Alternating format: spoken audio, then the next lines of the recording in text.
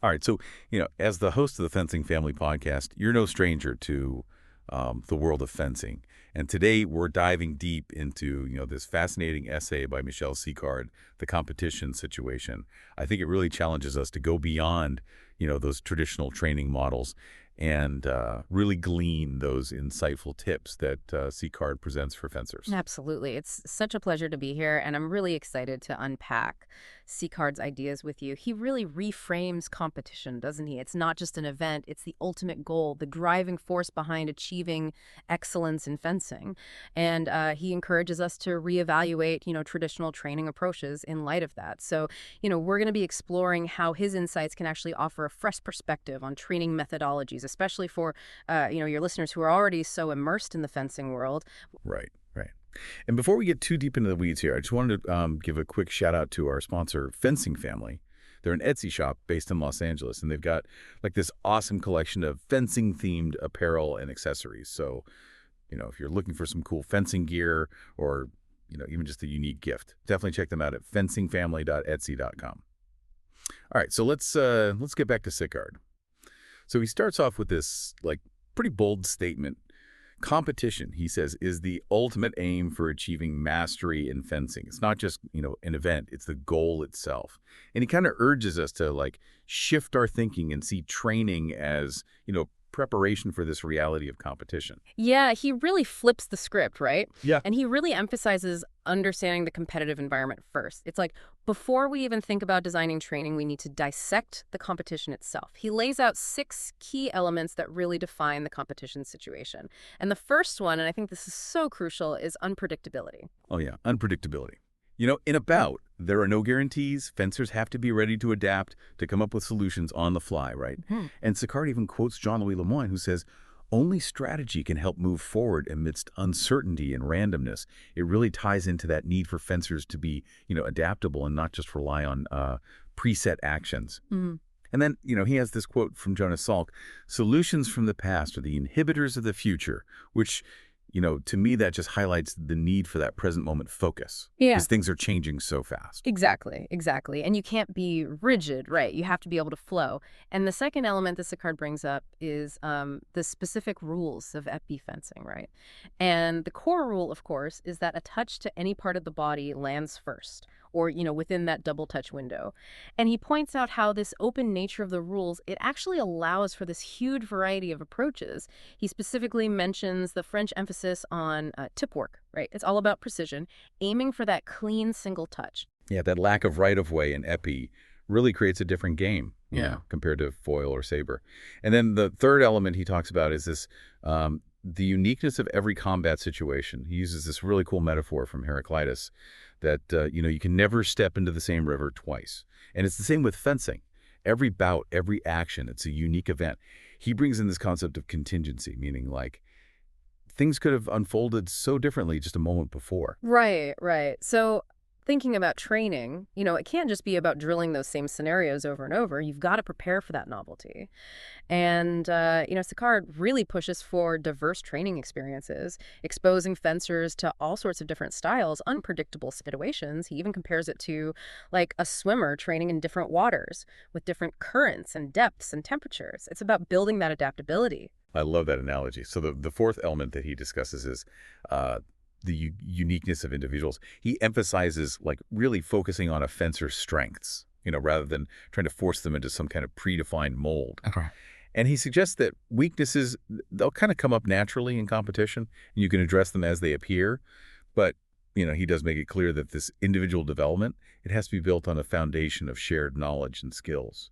You can't just go off and do your own thing entirely. Right. There's got to be that balance. It's not about completely individualized training from the start, but it's about recognizing and nurturing those innate talents while also making sure they have a strong fundamental skill set. And then, the fifth element, and I think this is something that often gets overlooked, is downtimes. Sicard points out that, on a competition day, a fencer might be at a venue for 8-10 hours, but, actually fencing for maybe only 90 minutes if they're doing well. Right, right. And that brings up this whole other aspect of competition, managing that downtime.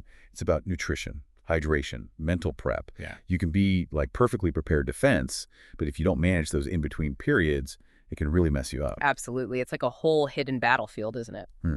And then the sixth element he discusses is the dual role of opponent and teammate, Fencers, they're constantly switching between being fierce competitors on the piste and then supportive teammates off of it. Mhm. And that presents this unique challenge for coaches, trying to foster both that individual drive and that team spirit. Yeah, it's a delicate balance. All right, so those 6 elements, they really set the stage for understanding the competitive environment. And then Sicard kind of shifts gears and takes a more chronological approach, dividing the competition into what he calls assault time, which is the actual fencing, and then down times, those periods in between. So let's start with his ideas about assault time. And he makes this interesting point that a match isn't this simple linear progression from like strategy to preparation to the touch. It's more like these elements are constantly interacting. Yeah, it's much more fluid, dynamic. He notes that sometimes, a touch might happen almost instinctively, or a planned action might turn into something totally different in the moment. But he does emphasize that the preparation phase leading up to the touch, that's often where the real battle is taking place. It's that moment just before the attack. Yeah, it's like the setup, right? And Sicard identifies like these 4 key strategic and tactical intentions in AP.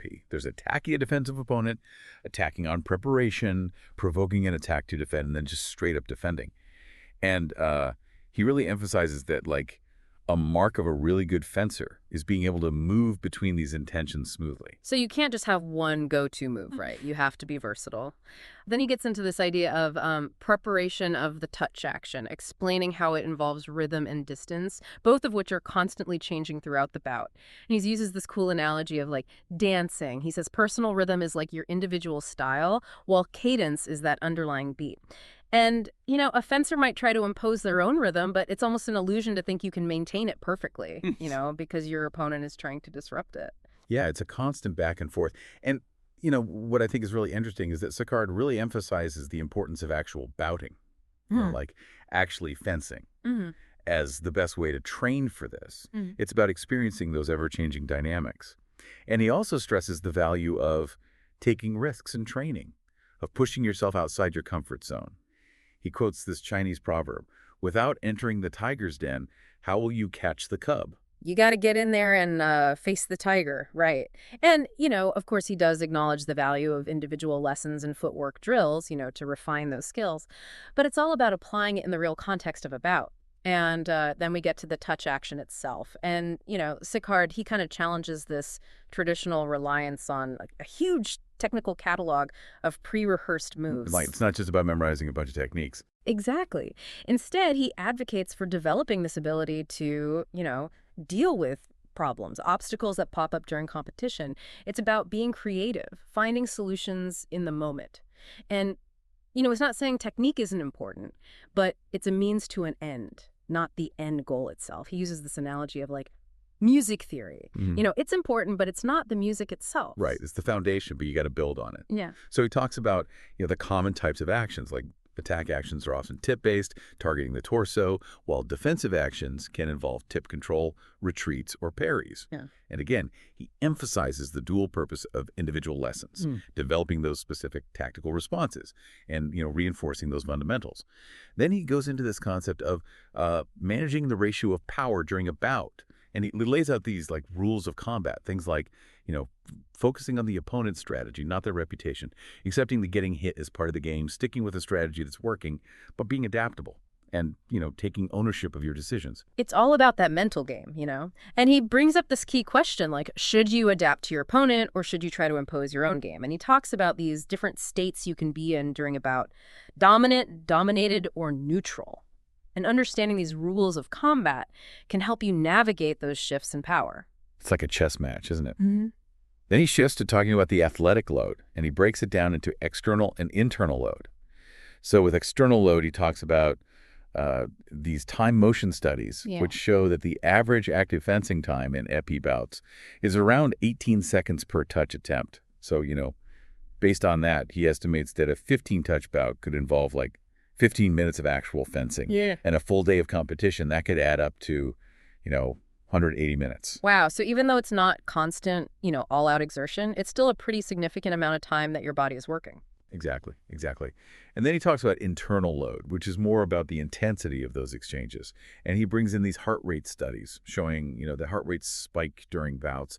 And there's energy analysis showing that, fencing does require a lot of energy, although adult apeists, they tend to have relatively low lactate buildup. But, younger fencers might experience higher lactate levels. And he also points out that, while VO2 max is important for some sports, in fencing, it's more about mental focus, emotional control, tactical awareness, and neuromuscular coordination. Yeah, it's not just about raw physical endurance, right? And he does suggest that heart rate monitoring could be a useful tool for coaches.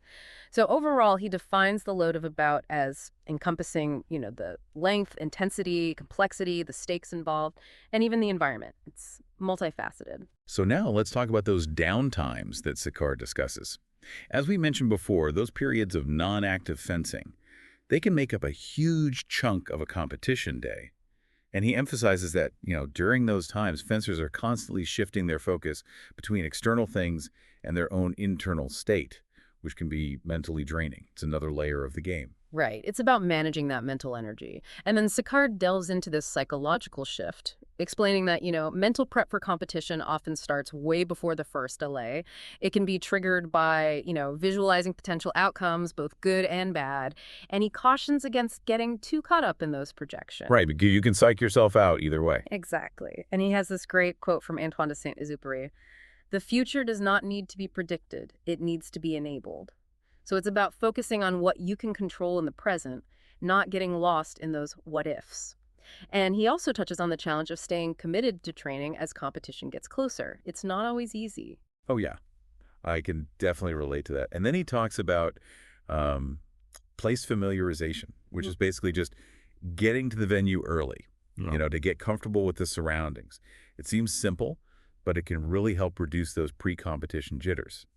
And then he talks about briefing, drawing comparisons to how it's used in the military and business, and he kind of questions the effectiveness of those traditional pre-match talks in fencing. Sometimes, those pep talks can be more about the coach's nerves than the athletes. Yeah, that's an interesting point. And Sicard argues that, competition is really about applying the skills you've already developed to solve problems that your opponent presents. A touch is like the wrong answer, and getting hit is a failure. So, briefings shouldn't be about creating this false sense of control or just repeating techniques. They should focus on the reality of the situation, which is that it's dynamic, it's unpredictable. Right. It's about fostering that problem-solving mindset. And then we get to warm up. And Sicard presents, various definitions of warm-up, all emphasizing that goal of getting ready, both physically and mentally, while also preventing injury. But he questions the idea of a single optimal warm-up and suggests defining it more practically. Like, are you preparing to fence 5 touches, or are you preparing to fence 15 touches? And he emphasizes the variety of ways you can warm up effectively. Yeah, it's not one size fits all. Exactly. And he describes it as like this gradual process of getting ready to fence hard but safely and being able to shift your attention between your opponent and your own internal state. And he even recommends practicing warm-ups of different lengths just to prepare for, unexpected delays or to reactivate between bouts. That's such a good tip. And then he talks about coaching, giving a little overview of, how the concept of coaching has evolved and acknowledging that there's so many different coaching philosophies out there. And he focuses specifically on, those coaching interventions during the 1-minute break in 15-touch matches. Yeah. And, there aren't really any standardized guidelines for those moments. It's kind of like the Wild West, right? Yeah, yeah. And Sicard suggests, like, a possible structure for that 1-minute break: recovery, a quick debrief of what just happened, and then preparation for the next round. And he emphasizes tailoring your communication style to the fencer's mindset, giving clear, concise, positive feedback that's focused on the future. But he also cautions against, thinking that coaching is some kind of magic bullet. Right. The coach isn't holding the weapon. Exactly. And then, he talks about recovery, emphasizing the physical demands of competition and those varying lengths of downtime. And he kind of circles back to those 3 phases from coaching, applying them to recovery, physical recovery, reviewing what happened, and preparing for what's next. And he gives some examples of physical recovery techniques, things like breathing, relaxation, nutrition, hydration. And again, he stresses the importance of focusing on the opponent's strategy, not just their reputation. You got to see past the hype, right? And then finally we get to competition debrief. And Sicard, he makes this distinction between result, which is, pretty clear cut, and performance, which is all those complex things that contribute to that result. And he emphasizes that debriefing is all about feedback, acknowledging what happened, analyzing the performance, and then considering potential changes for the future. And he says that acknowledging what happened, that's often the hardest part. You need a non-judgmental environment where the fencer feels comfortable sharing their perspective. And it's so important to separate, objective observations from subjective interpretations. Yeah. He cautions against, those vague statements like, I didn't have a good mindset. It's about being more specific. Yeah, because mindset is such a broad term. Right. And he emphasizes active listening, asking good questions, and maybe even using tools like video recordings or performance tables. So, debriefing can help identify strengths and weaknesses, but actually accepting and implementing changes, that takes time and reflection. He quotes Michel Onfray, who says, "We do not grieve, grieve does us." That's deep. It is. So in his conclusion, Sicard reiterates this idea that, athletic performance is this complex, ever-evolving thing. It's not just about optimizing a bunch of variables. Oh, it's not a formula. And he emphasizes the unpredictability of performance and the crucial role of strategic thinking in navigating that uncertainty. So he finishes by saying that performance is cultivated throughout the entire journey, leading up to competition, and that the competition itself is key to understanding and shaping our training. So, for you, as the host of Fencing Family, how do Sicard's insights change how you think about training and competition? It's a lot to think about. It really makes you consider all those different elements, the mental, the strategic, the logistical, that all play into both preparation and performance. It's not just about the physical and the technical. Absolutely. And it makes you appreciate the complexity of the sport, doesn't it? So hopefully this deep dive into Sicard's essay has given you, our listener, and you, the Fencing Family host, some food for thought. Definitely. It's definitely given me some things to ponder and maybe even share with my listeners. So thanks for joining me on this deep dive. It's been a pleasure.